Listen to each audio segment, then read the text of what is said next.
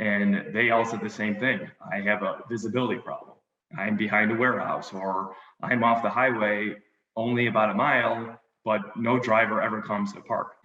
It's more than just a living, y'all. Hell, it's our way of life. We're the last of the cowboys, the giddy up gone boys.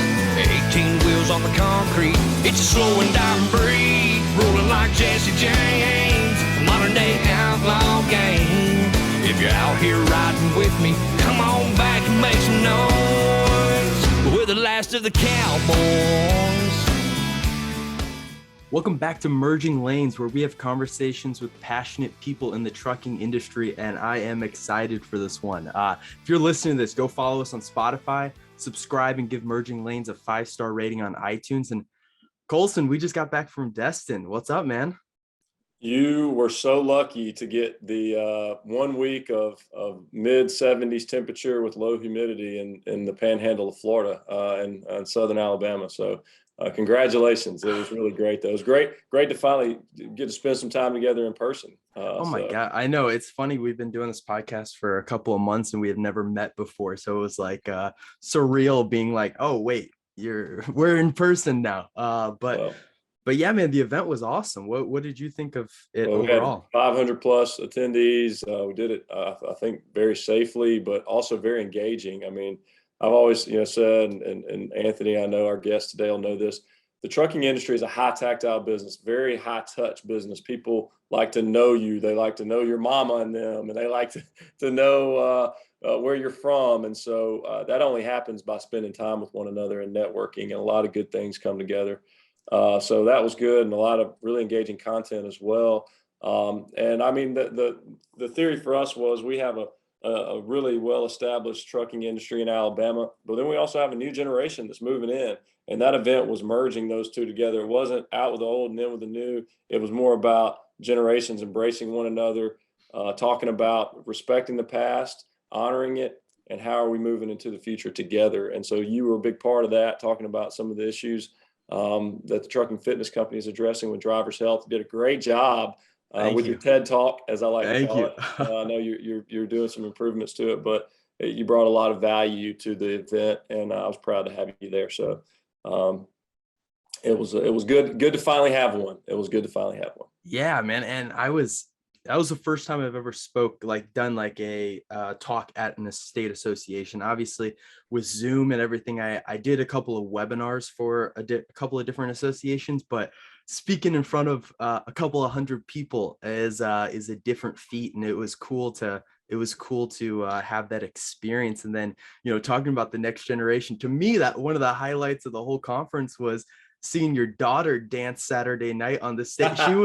How old is your daughter? 3? She's almost 3. Okay. Yeah. She was rocking the dance floor. And then the one thing, I don't know if I saw, but Amanda and I were hanging out eating breakfast Sunday morning, and we saw you guys down by the hot tub, and you're playing your daughter.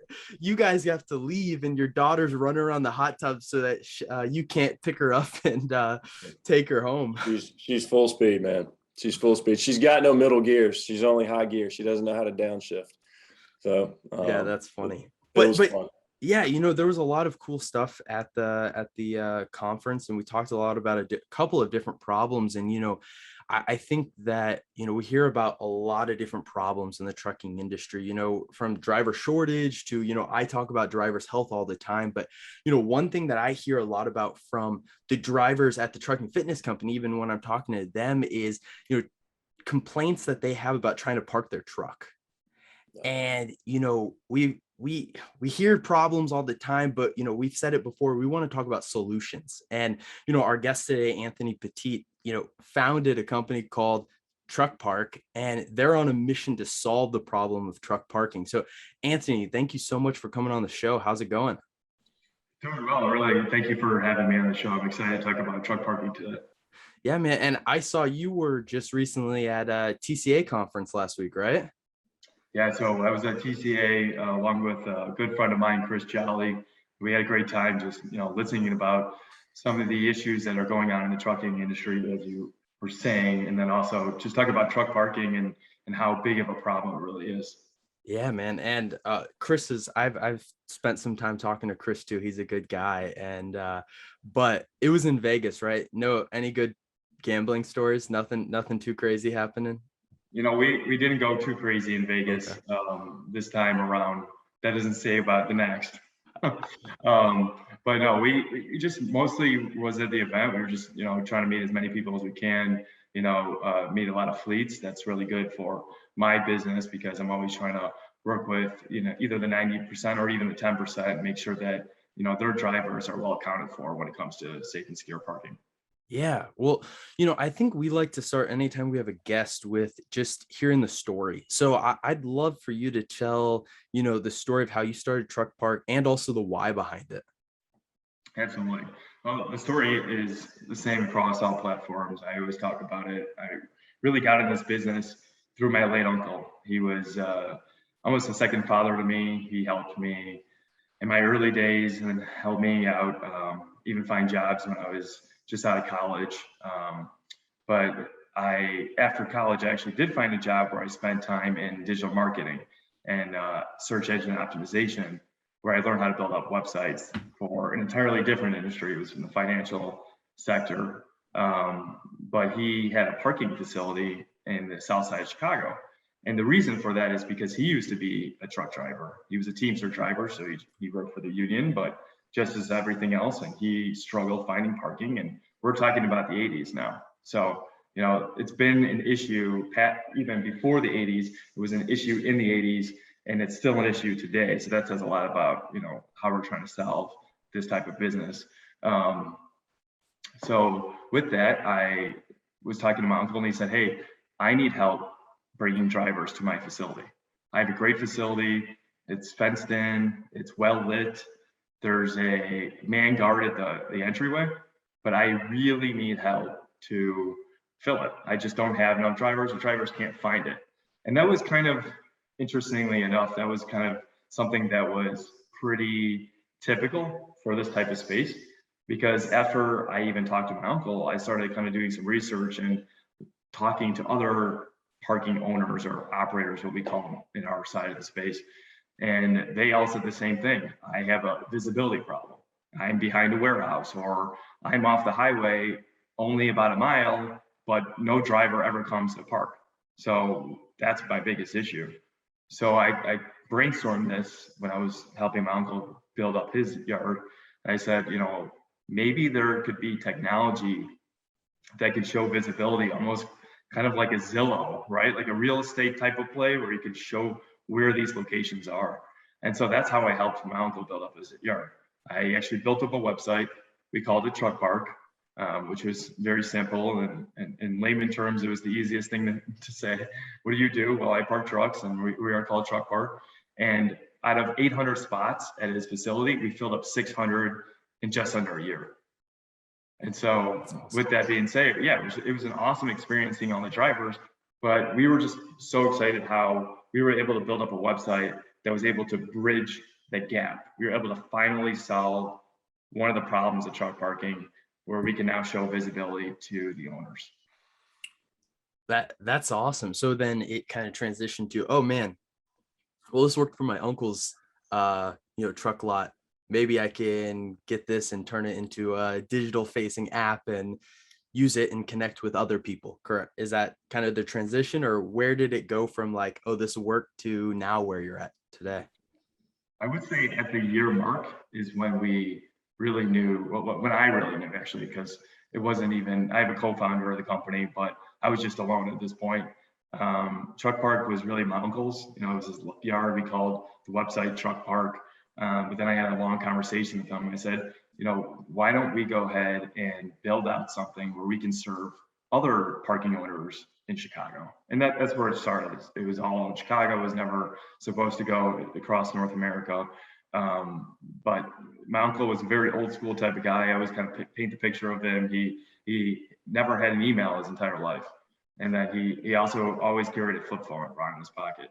So yeah, he never got into the digital age. He never understood it or anything. So he said, absolutely not. I want to just continue building, this business right here. I'll call it, my uncle was named Sammy. So I'll call it Sammy's Parking Yard, and you can have Truck Park.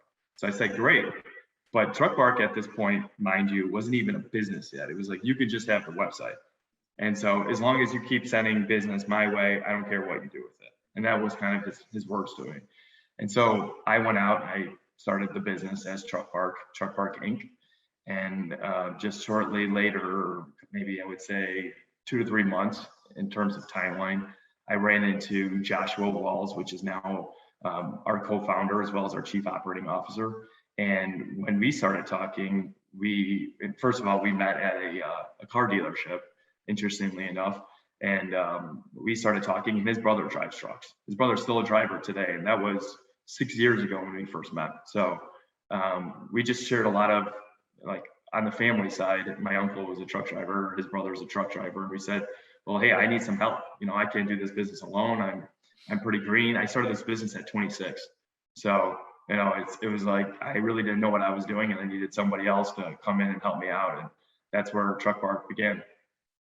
Oh, that's awesome. And I think that's a cool story, and even a funnier story of how you met your co-founder, of just random out of the blue. And it's funny how people come into your life like that. But well, okay, so I think from like a bird's eye view, a lot of people understand that, like, a lot of drivers specifically know, like, hey, I have trouble finding a parking spot. But like, how big is the problem? Like, tell it, like, some statistics or just some data behind it. Like, how big is the actual problem, and how does that problem actually affect the drivers? Of course. So in an economic scale, you're looking at about 3 million drivers now, more or less, right? The thing about the transportation industry is that it's so hard to find data. So you got to go out there and do it yourself and aggregate your own data. But about 3 million drivers right now, and fewer than 400,000 parking spaces. So it's a lopsided market. If you just look at it right there, that small statistic, that's another thing. It goes back to why I started Truck Park, because there's no visibility right now into where those truck parking spaces are. That's why for the last 5.5, 6 years, have been building Truck Park to show the visibility of those 400,000 and to add on top of the 400,000. So what we've been doing is not only going after the independently owned and operated truck parking facilities that are just traditional, we've been going after hotels. We've been going after off-airport parking spaces. We've been going so off the grid to look at stadiums, and especially during COVID, where they weren't being utilized at all. We said, well, we want your concrete. We want your spaces that are completely underutilized. Let's monetize those spaces so that you can drive an additional revenue stream to your business. Well, you're pretty much doing nothing. You're in stalemate. Nice. Yeah, Mark, and I would just add that part of that problem was exacerbated by the new hours of service regulations that came in several years ago, and how mandatory rest breaks were implemented. Some of that's been alleviated with some changes there, but a lot of folks had to take the way the schedules in the day work, take their breaks at the same time, or they would have to get to the parking spaces, before 5 o'clock or whatever it might be. And so it was already a problem. It just exacerbated the problem, and we're still living that. And now with the increased demand of truck drivers and the supply chain, it's just made it even more challenging. Because they're like, man, I only have an hour left on the day. I have to spend this hour trying to figure out where the heck I'm going to park tonight. Is that kind of what you're seeing, or where so I guess tell me how does Truck Park work? Like from the app based, if I'm a driver, walk me through that.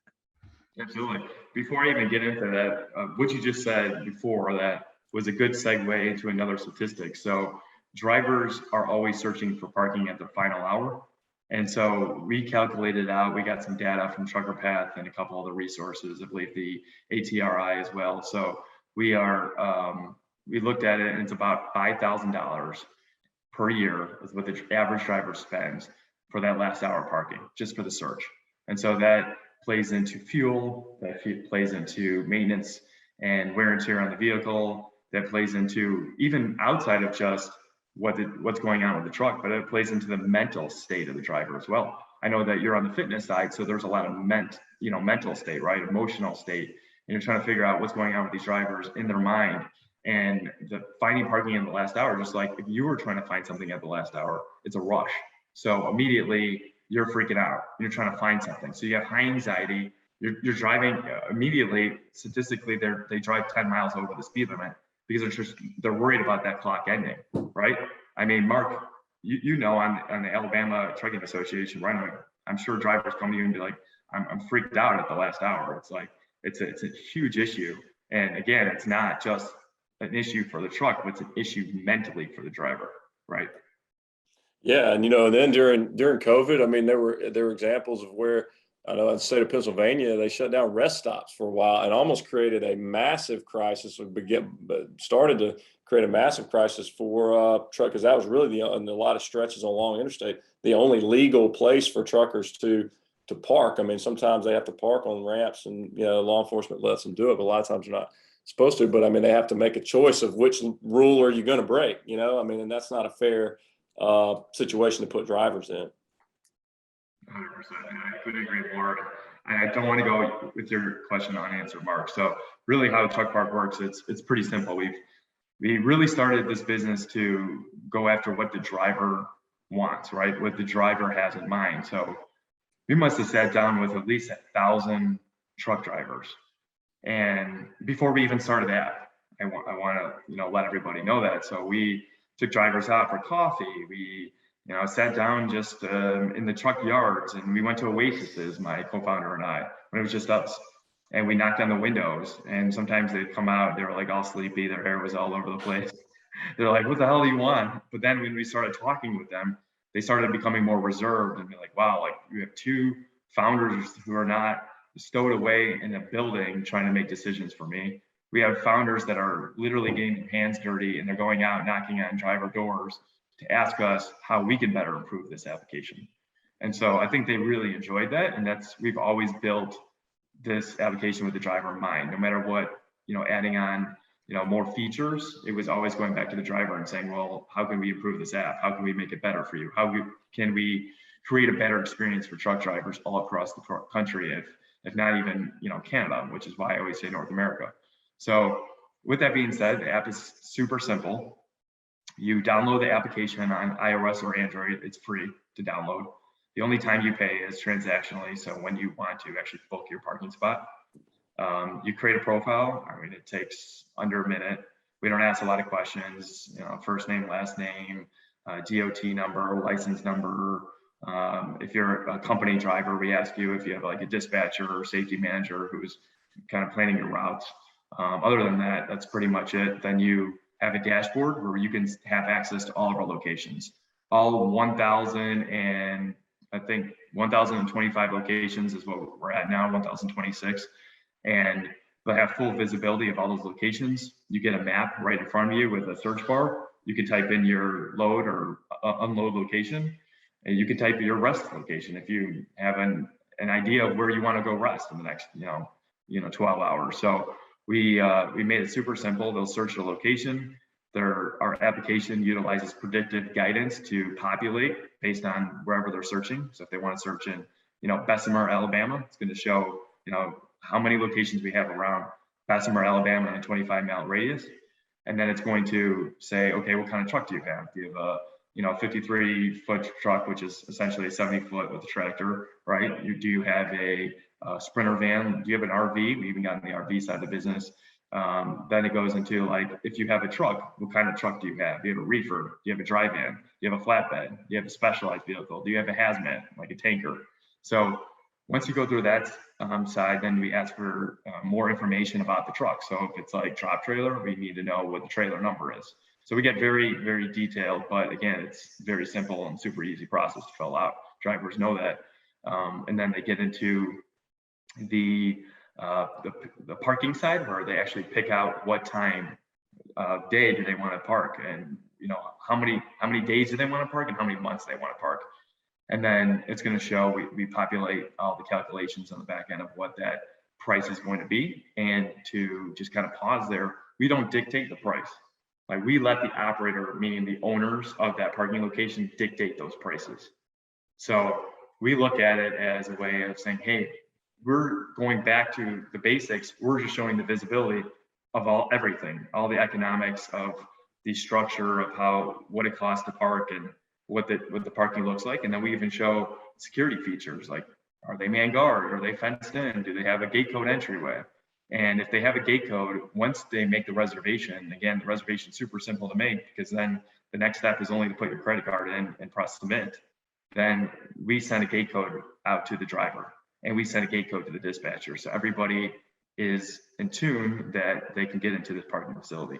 And that gate code is available for as long as they enter the facility. And then we utilize the application, and this goes over my head on the engineering side, but somehow that gate code disappears, so that, you know, you don't get those very intelligent drivers who decide to do passbacks and get a bunch of random drivers into a yard. We also manage the inventory for the operator, the owner. Gotcha. And so then I guess one question I had was just like on the, so I'm a driver, I go in and I'm looking at a spot. Say I want to go, I'm in St. Louis. I'm trying to park in St. Louis. I find the location I want to go to. When you're looking at the prices, are there like premier spots that cost more? Is it more location of the actual lot, and then once you're within the lot, the prices are pretty even? Like, how does that even work? And that might just be me being dumb and not having an understanding of or knowledge base behind that. Well, there's never a right and wrong answer, so that's, nothing is ever dumb. There's you know, not really, like, we don't pick out, again, the premier location, the premier spots. We do go after all locations that are secure. So whether it's a traditional or untraditional type of parking facility, we just want to make sure that they have some sort of security threshold. We don't take a parking facility that's in the middle of nowhere, off the grid, with, you know, like just a bunch of the rocks inside. You know, it's like hard to drive on the rocks. If they're not grinded out, then we're not gonna obviously put that up on our platform. If they don't have any security, like no fence, no camera surveillance, or they're not interested in that, we don't put it on our platform. You know, we're trying to work with some of the top three, but we also want them to, you know, take into consideration that some of their yards are not very secure. So we want to make sure that, you know, maybe they can look into how to improve their security of their sites. So that's where we come in and say, as long as you have one of the three security thresholds, we're going to add you to our platform. Gotcha. And then, you know, I know obviously you talked about the owner operators from a company standpoint. So it seems like the model is the driver books it and the driver pays initially.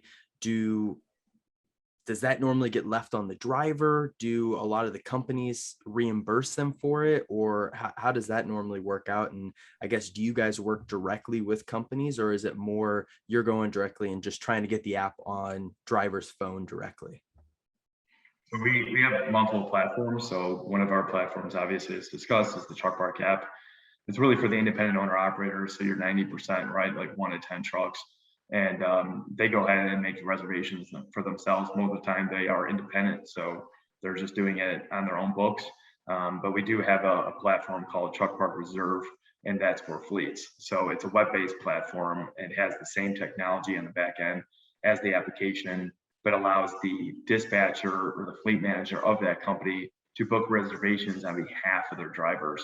So the drivers will get a text message once the reservation goes through with a link to navigate them to that location. But the dispatcher is doing it everything. So it's the company now who actually is prepaying in advance. We have an account balance set up for them. So it's the company who is actually paying for the drivers. So one is for the independent, the owner operators to pay for themselves. The other one is for the company to pay on behalf of the drivers. Oh, that's awesome. That's awesome. And then I guess looking at specifically of like kind of rolling back to the types of places where you guys are making partnerships and getting the actual spots, are a majority of those truck stops, or I know you mentioned some stadiums. What does that look like? Just, you know, overall, what type of locations you're looking for? Absolutely. 78% of our locations are traditional yards. And then the additional 22% of our capacity is just untraditional parking. So we look at anything from the off-airport parking, which was traditionally cars. Now a lot of them are moving into the trucking space because they find out that it's a lucrative opportunity. We look at stadiums, as I said before. We do have a connection with the NBA, where we have I can't say right now, but we do have an NBA top 50 legend sitting on our board. So we do have a lot of we just do have a lot of connections into untraditional spaces, and we're just really excited about getting more parking in those untraditional spaces as well, because those untraditional spaces make up the additional 400,000 parking spaces that are available out there. That traditional 400,000 parking spaces, as I alluded to in the beginning, and the economic scale is made up of rest stops, made up of private parking. So private parking is all your top three, your Pie Flying J, your Loves, your TA Petro, all the way down to your independent owner operators that we have on our platform. And then your rest stop areas, which we don't have on our platform because they're never secure, is the other percentage of that 400,000. But what we're trying to do, as I said before, is we're trying to add on top of that 400,000. We're trying to get closer to, the 500, 600,000, 700,000 spaces so that we can start getting a little bit more even in the market.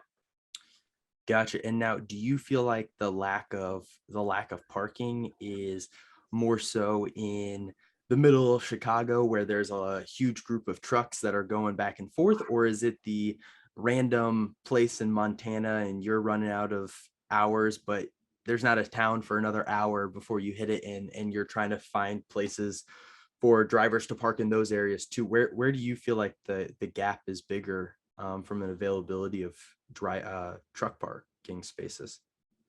Yeah, it's a great question. So we really look at metropolitan cities because it's just always hard finding parking. Whether you're a trucker or your car, it's almost impossible to find truck parking, or it's impossible to find parking as a whole. So we really look at those type of areas. Now, we started looking at some of the more rural locations. It's for drivers, because they're very intelligent or they've been driving for so long. They're like, well, in Montana, I could just pull on the side of the road and honestly, nothing can happen in my truck. It hasn't happened. But we kind of go back to that point and saying, well, nothing has happened yet, but you have no idea what could happen. So we really want to make sure that you're in a safe and secure location. So we are starting to look at some of those more rural locations because of that. But primarily we are in metropolitan cities where parking is scarce. Nice. And so what is that? Walk me through like the vetting process of, like, you find a lot, and I know you mentioned, safety and some fencing and potentially a, camera system, but what's the vetting process that you guys go through to say, hey, I feel comfortable, advertising this as a safe place for our drivers to sleep at night? Yeah, so we really vet the parking owners, right, the operators, which is a term. We make sure, again, that they are very secure, they're very set up for that driver to come in and have a good experience as well as being safe.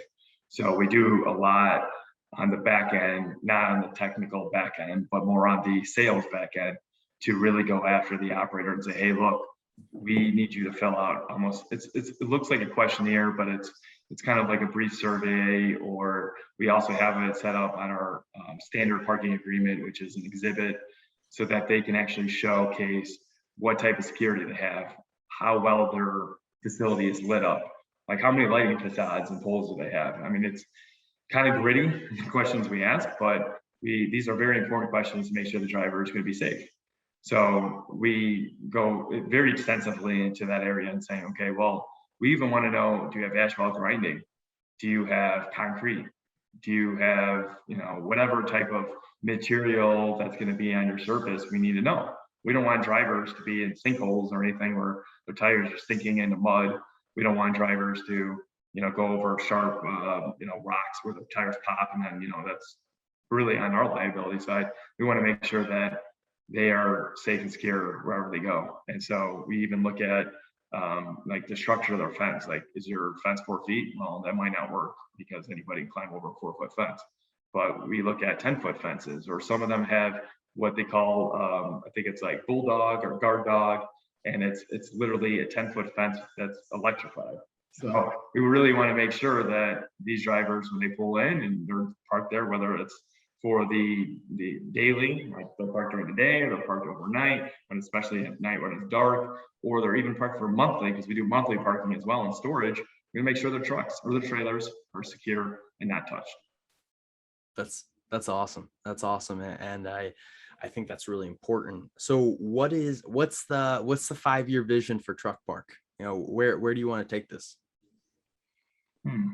Well, we've always just looked at this as an opportunity to grow and scale our supply side, to always add more parking facilities rather. But we really want to increase and to improve our application as well, as I said. I mean, I really want to sit down with more drivers and try to figure out, what else can we add to our application to improve their experience. And some drivers will be like, well, can you add like detention? Like driver detention is a big thing. Well, unfortunately, that's not really something that we would be adding because it has nothing to do with like parking your truck at night or what the warehouses and the shipper facilities can improve that experience. But, a rating system, for example, is something that we're looking to add where, drivers could, tell us their feedback on how that experience was at the yard. Or then a rating system also for the operator to say, we would like to have this, and this kind of feature. How much would that cost? We would go out there and we would assess, a certain cost and what that would look like for the operator. So we're just always looking to have better technology. We're looking to have a system so set up to the driver and to the operator to create the ultimate marketplace for both sides.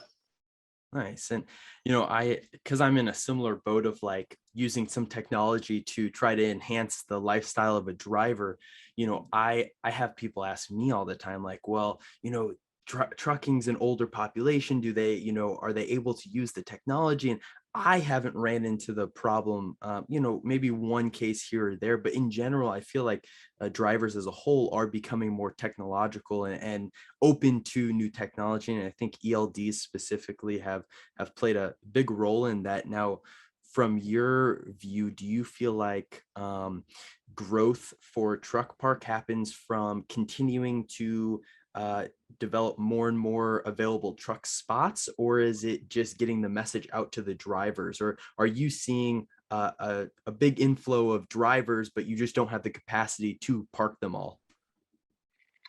I'm seeing a combination of both. Okay. So it's definitely the truck drivers who don't know who truck park is yet. So we're always trying to do more marketing so that we can get out there. And then it's the other side where, sometimes a big fleet would say, hey, I see that you have a lot of parking in the Southeast. Like we have, I think, over 100 locations in the Southeast. And they're like, wow, that's great. So our Southeast side of our business, like our flatbed haulers, those guys would be driving all day long over there.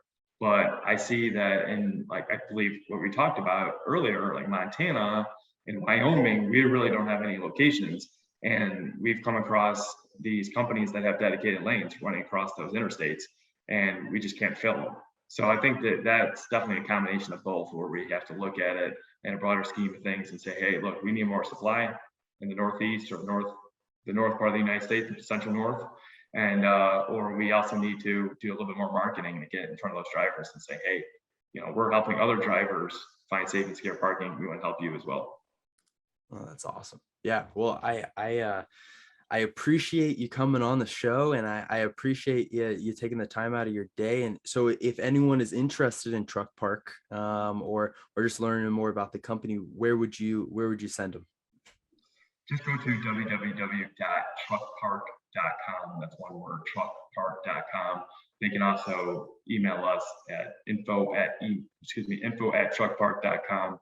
We also have a support line, which is 872-205-6024. Again, that's 872-205-6024. Awesome. And we'll put that all in the show notes. But Anthony, thank you so much for coming on. Thanks, Anthony. Thank you for having me on, guys. Appreciate it. It's more than just a living, y'all. Hell, it's our way of life. We're the last of the cowboys. Giddy up, gone, boys. 18 wheels on the concrete. It's a slow and dying breed. Rolling like Jesse James. A modern day outlaw game.